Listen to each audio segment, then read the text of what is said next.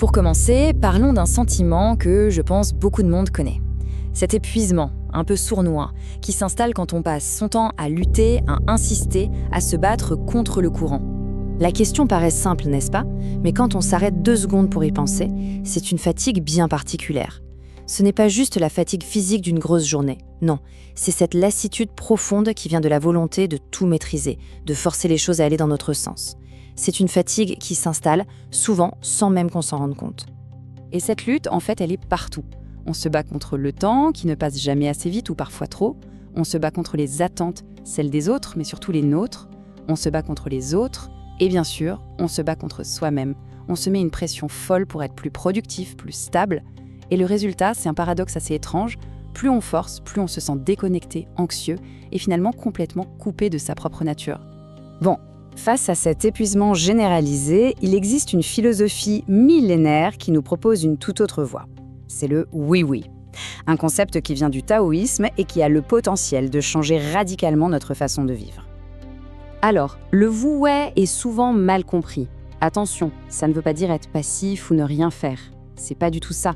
Au contraire, c'est une forme très profonde de sagesse et même de courage. C'est l'art vraiment subtil d'avancer avec le courant de la vie plutôt que de s'épuiser à nager contre lui. Ces métaphores sont parfaites pour comprendre la différence. D'un côté, on a l'image du rameur qui s'épuise contre le courant. De l'autre, celle du marin qui, lui, est bien plus malin. Il ajuste ses voiles et utilise la force du vent pour avancer. C'est pareil pour le danseur qui se bat contre la musique versus celui qui se laisse porter par le rythme. L'un lutte, l'autre danse. Mais comment est-ce que ces idées, nées dans la Chine ancienne, sont arrivées jusqu'à nous? Eh bien, sans grande partie grâce à un personnage clé, Alan Watts. On peut le voir comme un passeur, un alchimiste des idées, qui a su créer un pont entre la sagesse orientale et notre mentalité occidentale. Watts, ce n'était pas juste un universitaire. Il a vraiment mis le doigt sur notre plus grande angoisse collective, la peur panique de perdre le contrôle. Il a vu à quel point notre obsession pour les résultats, cette tyrannie des objectifs, nous enfermait. Et toute sa démarche, c'était d'essayer de nous en libérer. Et cette citation, elle résume parfaitement sa philosophie. On traite souvent la vie comme une course, alors qu'en fait, c'est une danse.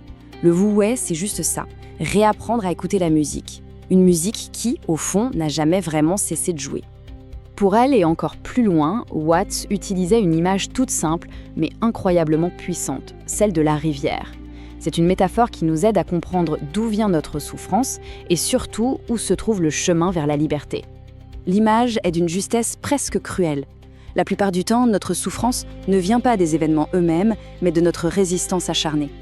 Un emploi qu'on perd, une relation qui se termine, au lieu de naviguer avec cette nouvelle réalité, qu'est-ce qu'on fait?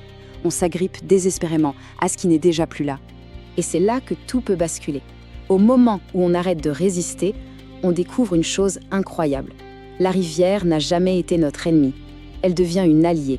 Elle nous porte vers des endroits que notre petit mental tout seul n'aurait jamais pu imaginer. Ok, tout ça, c'est bien beau philosophiquement. Mais concrètement, comment on fait? Comment on applique le oui-ouais dans notre quotidien, alors qu'on est bombardé de notifications, de mails, d'objectifs à atteindre? J'adore cette petite histoire zen. Elle illustre à la perfection ce que veut dire la non-interférence. La vraie propreté, ce n'est pas la perfection stérile où tout est contrôlé. C'est une harmonie qui accepte une petite touche de naturel, d'inattendu. La perfection qu'on force, c'est une perfection sans vie. Voilà quelques pistes très concrètes. Vivre le wu-wei aujourd'hui, c'est presque un acte de rébellion. Une rébellion consciente contre l'anxiété collective ambiante. C'est oser inverser la logique qui nous dit qu'on n'en fait jamais assez pour se reconnecter à une idée simple. Être, simplement être, c'est déjà complet. On arrive maintenant au cœur du wu-wei. Et c'est un paradoxe assez puissant. L'idée que le véritable pouvoir, la véritable maîtrise, se trouve dans l'abandon. C'est une vérité à la fois toute simple et hyper profonde. En arrêtant de forcer, on crée de l'espace. Un espace où la vie peut enfin nous surprendre. Un espace où des opportunités qu'on n'aurait jamais pu planifier peuvent émerger. On passe alors de gestionnaire stressé de sa propre vie à participant beaucoup plus conscient et détendu. La transformation, la vraie, ce n'est donc pas une lutte, c'est une permission. La permission qu'on se donne et qu'on donne à la vie de laisser le changement se produire naturellement, simplement en arrêtant de se battre contre la réalité et surtout en arrêtant de se battre contre soi-même. Alors, pour finir, cette réflexion nous ramène à notre propre vie. Dans quel domaine est-ce qu'on nage à contre-courant en ce moment? Contre quoi est-ce qu'on s'acharne alors que la situation demanderait peut-être juste d'être acceptée? Ou simplement de la laisser couler? Parfois, juste se poser la question, c'est déjà faire le premier pas vers un peu plus de liberté.